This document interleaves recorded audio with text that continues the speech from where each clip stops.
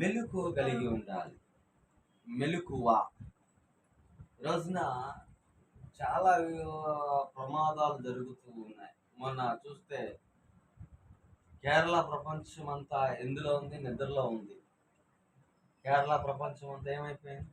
ఒక్క దినం భూకంపం వచ్చేసి, ఒక్క దినం జలప్రళయం వచ్చేసి, మొత్తం వయాగాడ్ ఆ పేరు, ఆ ప్రాంతం పేరు వయాగాడ్.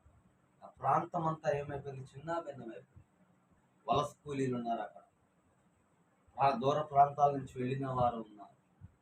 అందుకనే దేవుడు మొట్టమొదటిగా కొన్ని విషయాలు మెలకువ కలిగి ఉండమని చెప్పాడు దేవుడు.